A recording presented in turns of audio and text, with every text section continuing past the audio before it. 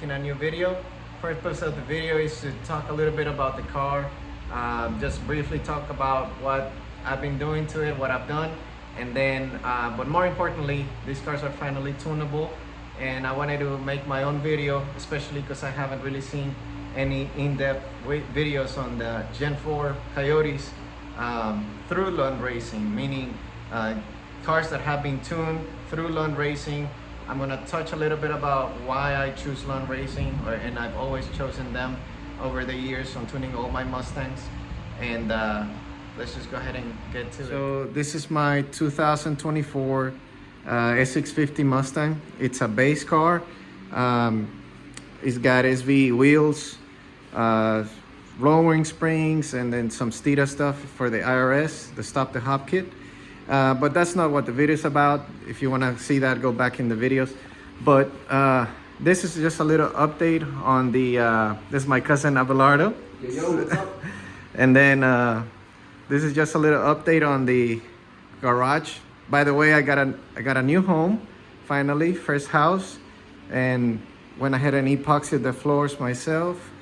And went ahead and put that right there, just so that way you don't see the ugly bottom piece of the wall. And yeah, I got all the stuff for the Mustang here, my little toolbox. So this is the car. It is sitting nice. I haven't really done anything to the vehicle since they weren't really tunable. I didn't want to start messing with it. But today, after a week, finally the tune from obviously Nothing But the Best came in. And the reason why I say this, and you know, I'm not talking bad about anybody else, and I'm not sponsored by Lund or anything like that, but for the last almost 10 years that I've had Mustangs, I started with an EcoBoost when I was younger. Then I went into a base GT. I had a performance pack level 2, then a Shelby GT350, and now I have the S650. And all of them started from the first time I got the GT, the 2017 GT. I wanted to go ahead and get it tuned by somebody that kept the tune aspect as stock as possible, meaning the shift schedule, the way the vehicle drives, etc., to be mimicking the stock file as close as possible. And the only ones out there that I've seen do that is Lund Racing. Now, as far as the other tuners, yes, they'll make good power on the dyno from what I've seen, but the problem is, and especially when you have an automatic car, and even manual transmission cars, the cars just never tend to behave like they did when they were stock. They'll drive all funky, they'll idle all weird, and you just, you know, it's not a street car anymore. Like, you'll end up not having that vehicle that was super comfortable.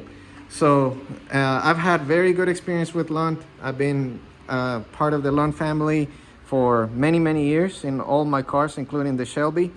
But now I can finally say, you know, obviously I wanted to wait for them to finish the tuning on the car. And if you've been keeping a good look at what Lund's been doing, they've been doing a lot of R&D on the car for the first week. Unlike everybody else just kind of started tuning these cars and sending tunes out and charging for them.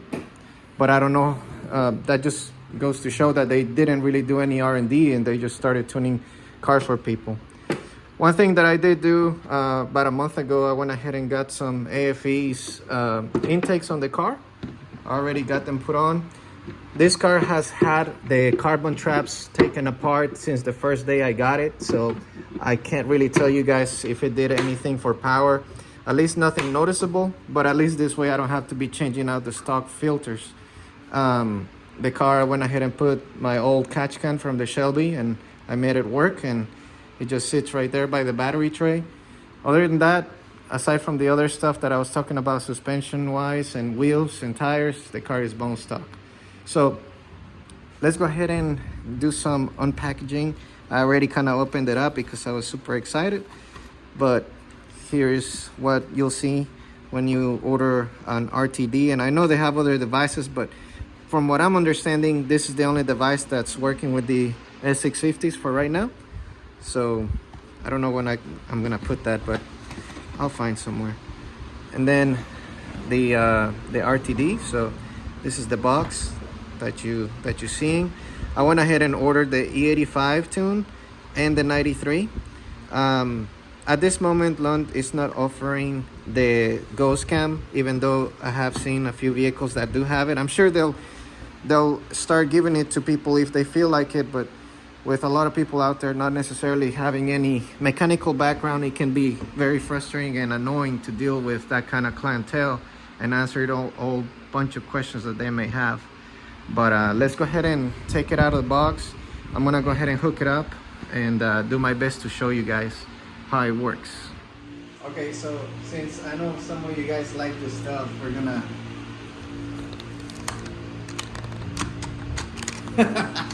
we're gonna open it, and because some people they like that stuff, you know. So this is what you get in the box. RTD by Lund Racing. You take it out. It's got its own little start guide. Oops. With the instructions. Let's see. Oh, and also in the back of the thing it says that you can scan it, and I guess that'll walk you through the instructions right there. So pretty cool stuff. I've kind of already watched a video on how to do this stuff. So basically, this is how the device looks, and it's got some lights here that indicate different functions of what's going on with the car. So first, what we have to do, you'll end up downloading the TDN app, I believe it's called, from the App Store, and then we're gonna end up connecting this to the LBD2 port. They provide you this, I guess, whenever you want to connect it to a computer or whatever. So we're gonna go ahead and do that. I'm gonna include the link in the description of the video on more in-depth on how to load a tune and do all that stuff. But I'm gonna go ahead and do that now. I need the phone to be able to get that done, so I won't be able to record it. But let's go ahead and get that done. We have to first send Lund, I guess, the stock file, and then today's Friday, so hopefully Monday or Tuesday, because Lund does respond very, very quickly. I don't know about other tuners, but Lund is very, very communicative and very, very good with customer service. So we're gonna do that now, and hopefully Monday or Tuesday we'll continue the video. We'll load the first tune in the car, data log it, and then send that in so we can get the E85 tune.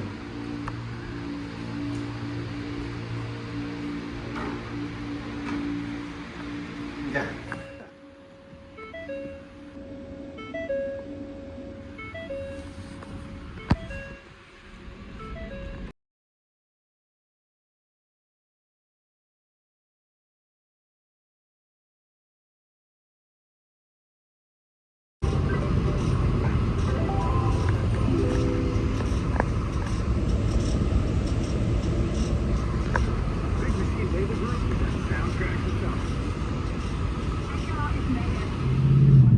Okay guys, so this is I'm on my way home, and I really don't have much time to make videos, so I'm just gonna use this time that I'm on my way home to talk a little bit about first impressions. So I went ahead and drove it earlier for I've probably only driven on this tune for maybe about 15 to 20 minutes. I mean, Lund, I was working with Alex out of everyone, you know. If you go back in my videos, you can see how much I've talked about Alejandro Flores and his channel, and pretty much everything that I've learned from him over the years and his videos. Huge fan, and so, you know, I've learned a lot from him, and you guys should really check him out. YDBT on YouTube, you learn a lot. But anyway, he helped me out this morning. He was the one that was assigned to me, and we were in and out, done, revision done. He sent me the E85 Flex tune. That's right, on these vehicles they do have MAP sensor in the vehicle, as well as mass airflow sensor meter sensors. It has two of them, obviously on the intake side, and then one MAP sensor, which stands for manifold absolute pressure, just like GT500s, 2020 GT500s, as well as the F150s. And so what this allows is that the vehicle will learn the ethanol content a lot better. And so just like F-150s, how they come flex fuel from the factory, you can turn that on these vehicles now on 24 and up, and they learn the E85 very, very quickly, which makes tuning a lot easier. So one thing that I noticed right off the bat, right now, I went ahead and pumped full E85. I loaded the Ghost Cam tune, which I'm about to show you guys that right now. I'm probably gonna stop the video and put a clip of it. But essentially, the vehicle sounds amazing on the Ghost Cam, but I went ahead and switched back to the normal tune just because I find that the vehicle obviously performs a lot better on the E85 race tune. And why is that? So these vehicles from the factory, they have what's called a NOx sensor. The NOx sensor is in charge of if it feels like the fuel is not very good. Let's say if you pump 93, right, but you end up getting 93 from like Walmart, so you know that that's not really a good fuel most of the time. So the problem with that is you're gonna pump some 93 from Walmart. It's gonna end up being like bad gas, and the vehicle is not gonna perform as well as it should, just because the ethanol, I'm sorry, not the ethanol, the octane is not in there that is supposed to be there. And so that's gonna pull timing, so the vehicle won't make as much power. But well, with the E85 dedicated tune, what that does is basically the tuner goes in there and they shove in timing early down in the RPM range. Like they shove it, they don't wait for the computer to taste how sweet the E85 is. They just tell it, hey, you're gonna go ahead and see this much timing or this much spark down low, and the vehicle will make power. Versus the flex tune, it relies on the vehicle's NOx sensor and all of that to be able to determine how sweet the E85 is. So they do tell you, if you're gonna run the E85 dedicated tune, to go ahead and just make sure that the vehicle is seeing, or you're testing your E85. So right here is just a little back road. I'm gonna try to do a little bit of acceleration. I'm not gonna go crazy because I don't want to get into a wreck or anything since I'm recording. It is automatic, so I mean, I guess I could do it if I wanted to, but anyways, I got traction control off, which that's really how I like to drive the vehicle. And I'm gonna go ahead and try to do a little bit of a dig. We're in the middle of Texas, there's cows everywhere, so back road, you know.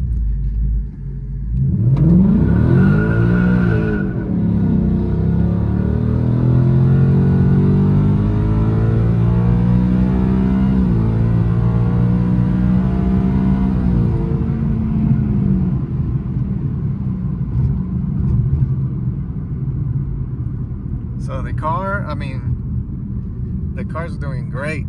Oh, there's some dogs and in the middle of the road. Whose dogs are these? What the hell? There's some dogs in the middle of the road. If these are puppies, I may just stop and get them, but I don't know what kind of dogs these are. Hold on. Okay, so I don't know what happened, but those dogs were basically in the middle of the road. Let me go ahead and go.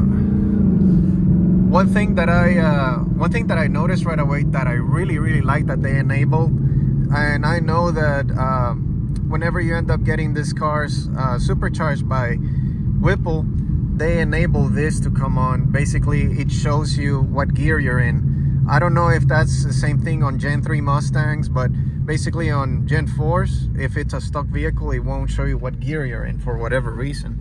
But now basically the car is letting me know what gear it's in, which I really enjoy, and I like. Alrighty, so I pretty much just pulled off on the side of the road. I saw this nice parking spot right over here, or parking area, so I just pulled over, and I wanted to show you all the outside of the car. So just real quick, I know I spoke about this on the earlier in the video, but these are some SV wheels. It's lowered on 4 Performance springs. It's got the Stita Stop the Hop kit. I blacked out my badges, little things. I went ahead and painted my calipers red. It's got Nitto NT555 G2s, not the R's, just the regular ones. The car is equipped with the active exhaust, so right now this is normal mode. Maybe eventually I'll go ahead and upgrade the tires to maybe like a Mickey Thompson or something like that, that still handles good, can go on these wheels 19s, and it'll hook a lot better than these. But so far these from a roll, they don't do too bad, at least for right now. I haven't really tried it all the way, but I gunned it a couple times from a roll and the car did okay.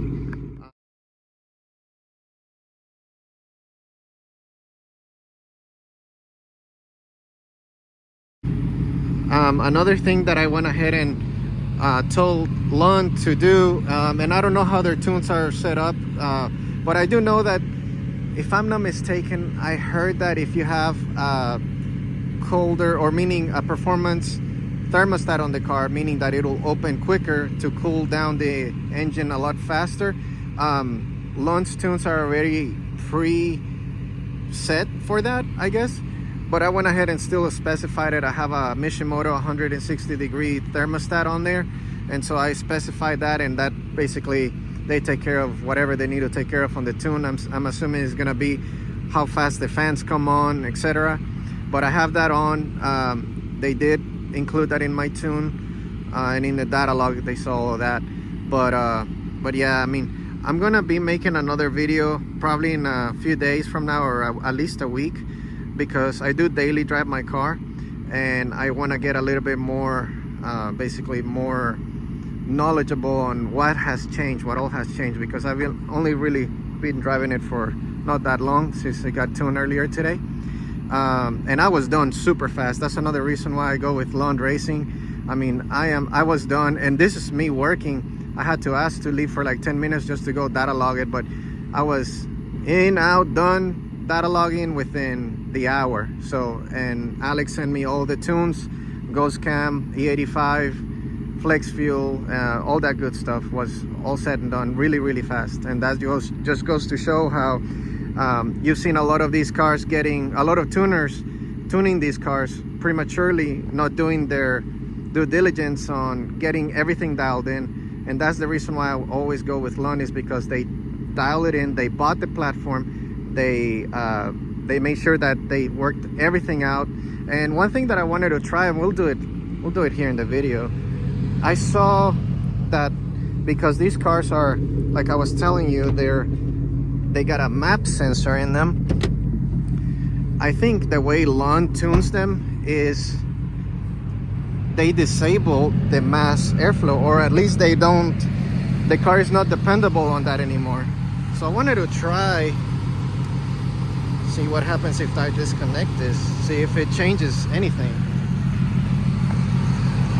And these are my mass airflow sensors, and as you can see I disconnected them and they're basically not doing anything. So technically, you guys, if you get it tuned, you can run whatever intake you want, you know, just like F-150s, because they're mass air, no, manifold absolute pressure sensor will control that, and it's an easier way to tune these cars.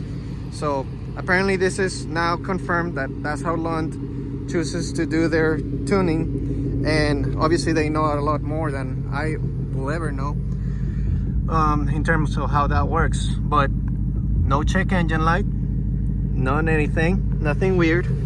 I'd only perfectly fine and driving just like stock. You would have never known this car was tuned, not unless you get on the throttle and the smell of E85. But anyways, thank you guys so much for watching and for listening, and we will see you on the next video.